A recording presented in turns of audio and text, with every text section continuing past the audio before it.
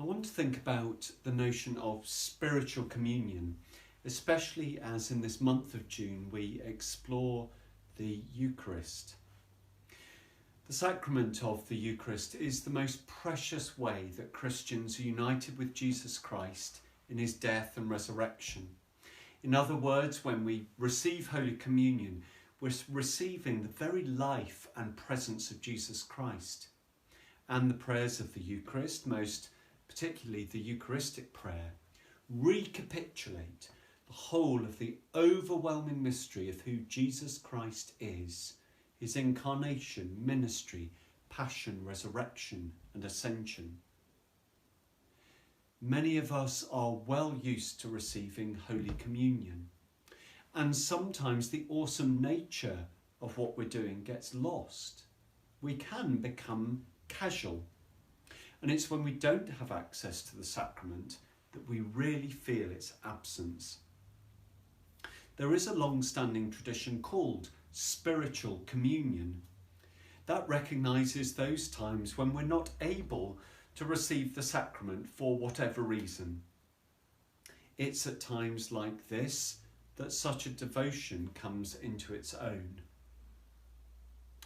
It's not a replacement for turning up at church when we can, but it is a way of prayer in association with the Eucharist when we can't be at church. So what is spiritual communion? It essentially consists of relating to God in your desire to receive him in Holy Communion, spiritually uniting yourself to him in an intimate and personal way.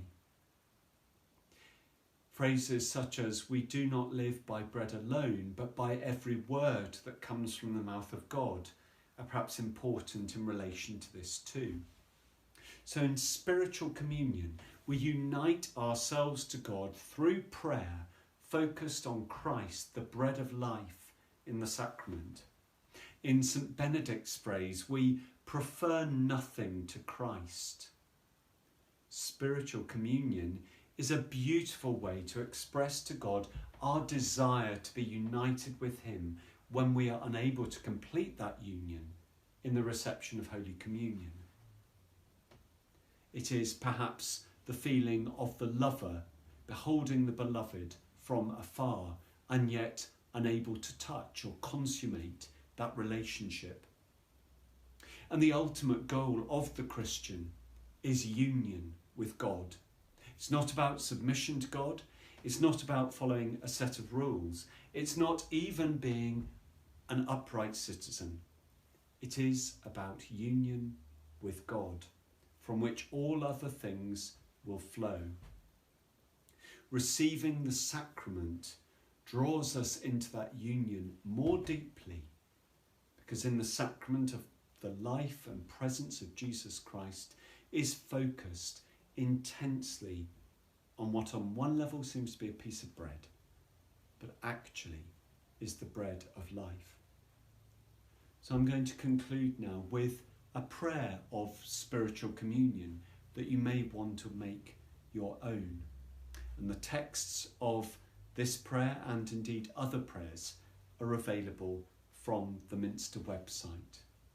So we pray. My Jesus, I believe that you are present in the most holy sacrament. I love you above all things, and I desire to receive you into my soul. Since I cannot at this moment receive you sacramentally, I come at least spiritually to your presence and you to my heart. I embrace you as if you were already there and unite myself wholly to you.